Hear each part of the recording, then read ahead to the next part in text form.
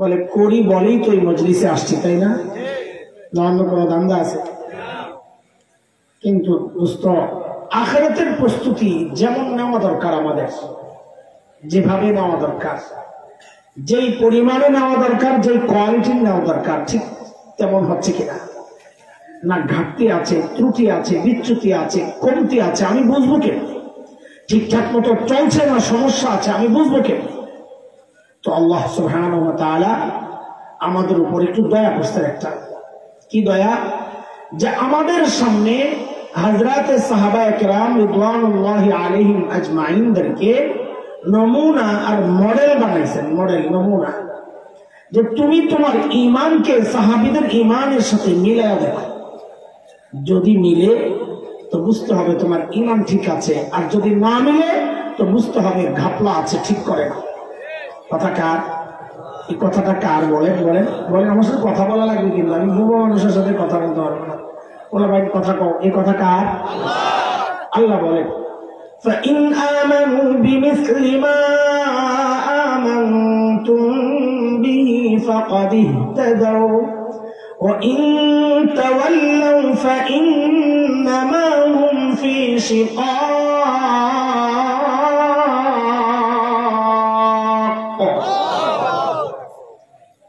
বলে তুমি তোমার তাকওয়াকে সাহাবীর তাকওয়ার সাথে মিলাও। তো বলে কেন মিলাবো? আল্লাহ যেন বলছেন কেন মিলাবা? তুমি যে মুত্তাকি, তোমার পাশের মানুষই তো সাক্ষী দেয়। বউ স্বীকার করে না তুমি মুত্তাকি। পীর সাহেবের কাছে তার বউ মুড়ি দেয় না, অধিকাংশ পীর সাহেবের কাছে তার বউ মুড়ি দেয় না। কেন? জানি চিনি আপনার কত বড় পীর সাহেব, খবর আছে।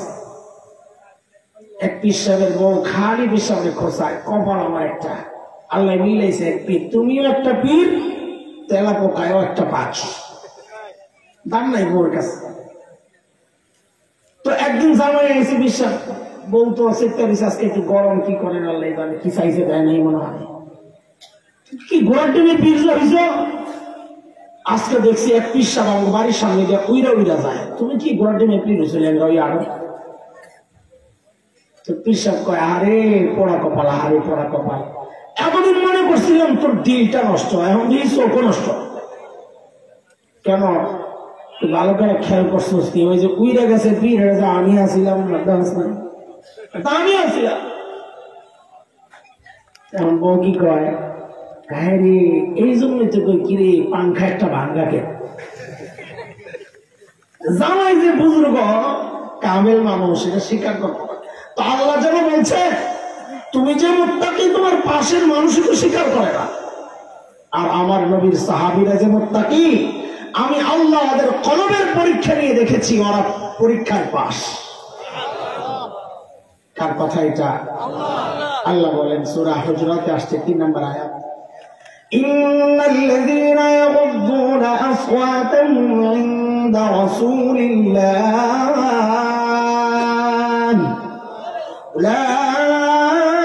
উলাইকাল্লাযীনা ইমতাহানাল্লাহু কুলুবাহুম লিত্তাকওয়া লাহুম মাগফিরাতুন ওয়া আজরুন আযীম।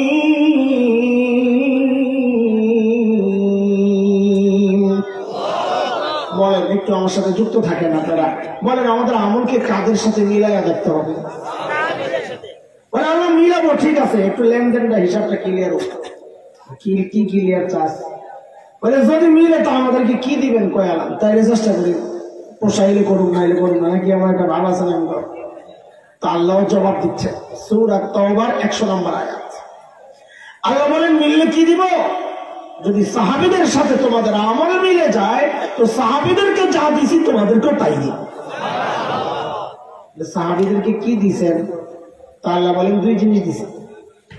একটা দিছে স্বীকৃতি, যে আমি তোমাদের উপর রাজি হয়ে গেলাম। আরেকটা হচ্ছে পুরস্কারের ঘোষণা, সেটা কি? তোমাদের জন্য আমি জান্নাত তৈরি করে রাখছি। কার কথা এটা? যুবক কথা কও, কার কথা? আল্লাহ বলেন, والسابقون الأولون من المهاجرين والأنصار والذين اتبعوهم بإحسان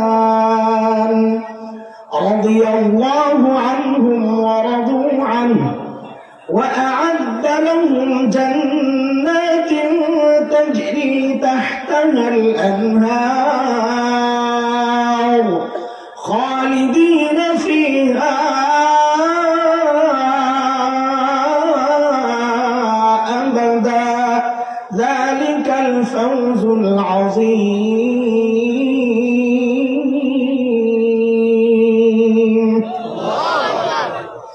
বলেন এবার ঠিক করে আমাদের আমল কাদের সাথে মিলাইতে হবে কিন্তু শুনে সাহাবীদের সাথে আমল হুবহু মিলবে না এটা মাথায় রাখা বলে কেন মিলবে না বলে আরে কেন মিলবে ওটা কম আমি আপনি সেজদা শিখেছি আমাদের ওস্তাদের কাছ থেকে মা বাবার কাছ থেকে আমি আপনি সেজদা করি আমার ইমামকে দেখে দেখে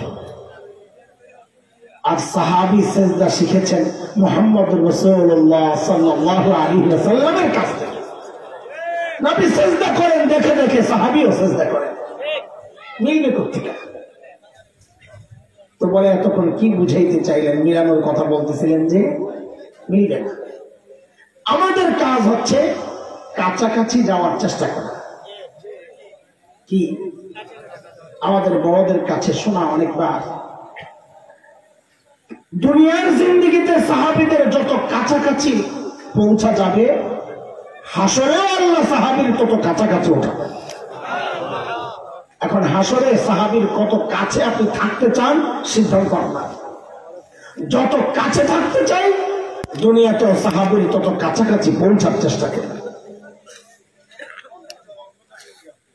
সাহাবীরা আমাদের থেকে আসেন কত দূরে ধরার জন্য যে চেষ্টাটা করবো কাছাকাছি যাওয়ার চেষ্টা যে করবো আগে তো জানা দরকার যে আসেন কত দূর তৈরি না ওই হিসাবে দূরটা দেওয়া যাবে আছেন কত দূর এটা বোঝার জন্য একটা উদাহরণ বোঝা ছোটবেলায় আমরা লেখাপড়া করেছি একটু একটু খেলাধুলাও করছি মুরব্বীরা কথা কন খেলছেন না খেলছি মানা করার কি আছে আরে যখন খেলছি তখন তো ছিলাম না কি লেখা রে আল্লামা হাসান বাপরে বাবা আল্লামা আসলে আল্লামা আমার আর বেশি একটা খারাপ লাগে না আগে লাগতো যে মানুষ আল্লামা লাগানোর জায়গা পায় না এখন দেখি যে মাসাল্লাহ পোলাপাইনও লাগায় তো কইছে যে এটা ইজি হয়ে গেছে এখন আর আল্লামা অত ওজনওয়ালা না যে আমার কাম দিয়ে দিলে আমি বয়াবো এখন আল্লাহ আমার পাম্প সিটটা গেছে হালকা হয়ে গেছে এখন আমার মাথায় দিলে সমস্যা নেই ঠিক আছে আল্লামা হাসান জামিল সাহেব যখন খেলছি তখন তো আল্লামা হাসান জামিল সাহেব ছিলাম না তখন তো আসছিলাম হাসান না কি আসছিলাম হাসান ভাই খেললে কি সমস্যা খেলছি কিন্তু লেখাপড়া করছি আমি আমার জামাতে ক্লাসে বরাবর ফার্স্ট এখনকার বাচ্চারাও খেলাধুলা করে লেখাপড়া করে তো আমাদের সাথে এখনকার বাচ্চাদের কি কোনো পার্থক্য নাই আছে কি আছে এই পয়েন্টটা যদি বুঝেন তো সাহাবীদের সাথে আমাদের পার্থক্যের পয়েন্টটা বুঝেন আমাদের সাথে এখনকার বাচ্চাদের পার্থক্য হচ্ছে আমরা করতাম লেখাপড়া ফাঁক পাইলে একটু খেলতাম আর এখনকার বাচ্চারা চায় সারাদিন মোবাইল টিপবে খেলবে ফাঁক পাইলে পড়বে পোলাপাইনও ঠিক করে কিরে এই জায়গা থেকে গেছে কেন পোলাপাইনও ঠিক করে ঠিক আছে সাহাবীদের সাথে আমাদের পার্থক্যের মূল পয়েন্টটা এরকমই সাহাবায়ে কেরাম আখিরাতের কাজ করেছেন দুনিয়ার কাজ বুঝি করেন নাই কোট বকরি চড়ান নাই খেজুর বাগানের পরিচর্যা করেন নাই ব্যবসা বাণিজ্য করেন নাই করেছেন আখিরাতের কাজও করেছে আমরাও দুনিয়ার কাজ করি আখিরাতের কাজও করছি এই যে আখিরাতের কাজ বলে তো পার্থক্য কি রইল বলে বুঝেন সাহাবায়ে কেরাম করতেন আখিরাতের কাজ মাঝে মাঝে ফাঁক পাইলে করতেন দুনিয়ার কাজ তাও সুন্নত তরিকায় করার কারণে ওই দুনিয়ার কাজটাও হয়ে যেত ইবাদত আর আমি আপনিও করি দুনিয়ার কাজও করি আখিরাতের কাজও করি পার্থক্য আমরা করি দুনিয়ার কাজ ফাঁকে ফাঁকে মাঝে মাঝে যে আখিরাতের কাজ করি ওই কাজটাও বেদাত দিয়া লাগানোর কারণে ওইটারও বরবাদ করে দেয় পার্থক্য এই দূরত্ব যত কমাইতে পারবো হাসরের সাহাবীর তত কাছাকাছি আমরা উঠতে পারবো ইনশাআল্লাহ। ঠিক আছে ইনশাআল্লাহ। আচ্ছা ঠিক আছে, আপনারা একটা কিছু হইলে সবাই এদিক ওদিক তাকান শুরু করেন, আমরা তো বড় খারাপ লাগে। ব্যানার লাগাইতে আইছে, আমি তেলাওয়াত করতেছি, ওদিকে তাকাইতেছে, আপনি কি মনোযোগ দিয়ে তেলাওয়াত শুনতেছেন? আপনি গুনাহ করতেছেন। আপনার কাছে ওই ব্যানারের লেখাটা তেলাওয়াত শোনার চেয়ে দামি হয়ে গেছে। আপনারা আমি কি বয়ান করব? আওয়াজ যারা করতেছে ওদের কি বিবেক নাই? ওদেরকে আল্লাহ মাথা দেয় নাই? ওরা কিভাবে এখানে দাঁড়ায় দাঁড়ায় কথা বলে, যেখানে আর তোমাদের জায়গা আবার আরেক গঞ্জাম লাগে না। আমি যা বলতেছি অতি যথেষ্ট যদি মানুষ হয়ে থাকে, আর মানুষ না হলে ওদেরকে বললেও লাভ হবে না, ঠিক না? এখানে আলোচনা চলতেছে, বয়ান চলতেছে, বাজার নাকি? এখানে বাজার আছে, মাদ্রাসা। ওই মেহমান মাদ্রাসায় কেন থাকবে যে মেহমান মাদ্রাসার মাহফিলে ডিস্টার্ব করে? এটা কেমন মেহমান? আমাদের ওই মেহমান লাগবে না, চলে যেতে পারে। যেই মেহমানের দ্বারা মাদ্রাসার মাহফিল নষ্ট হয়, মেহফিল চলে যেতে পারে, ওই মেহমান আমাদের লাগবে না। হিসাব সুজা অনেক দেখছি, সহ্য করতে করতে তিক্ত হয়ে গেছে। 16টা বছর সহ্য করছে এই মেহমানকে, এই মেহমানকে ছাড়া আর সইতে চাই না।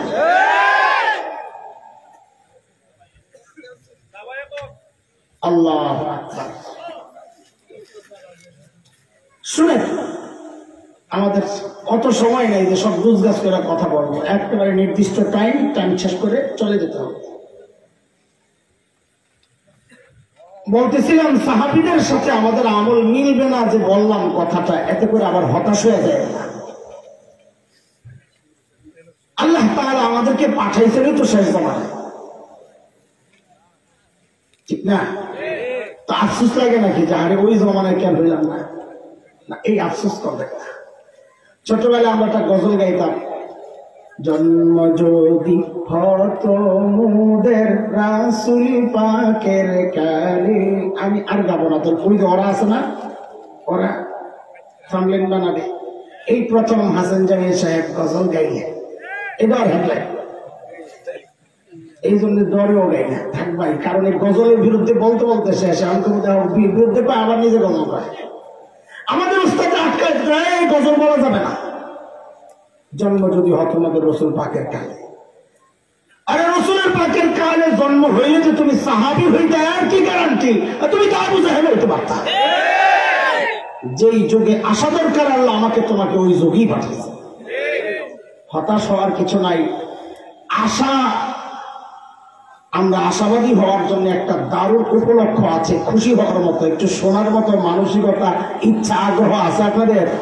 না থাকলে এগুলো বলা যাবে না। বলবো, আমি তো আপনাদের কাছের মানুষ হওয়া সত্ত্বেও এই অঞ্চলে কখনো আসি নাই, অথচ আমাদের তো খুব কাছে। আপনাদের কত 3-4 কিলো হইতে পারে।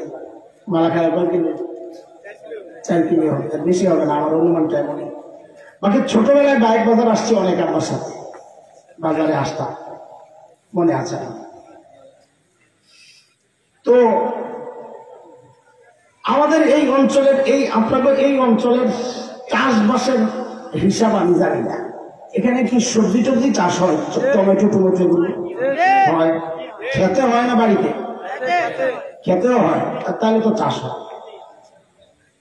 আচ্ছা বলেন তো, ফুল সিজন যখন থাকে টমেটো, তখন কেজি কত থাকে? তাহলে তো ভালোই, অনেক চাষ হয়, 10 টাকা 5 টাকা। আচ্ছা আমাকে একটু বলেন, এই ফুল সিজনের টমেটোটা ফ্রেশ না ভেজাল? ফ্রেশ। কিন্তু এই যে 1 মাস আগে যে টমেটো খেয়ে কত কেজি আছে? 250, 280, 300 উঠছিল। তাহলে আপনি 300 ধরা খান নাই, বোঝা গেছে।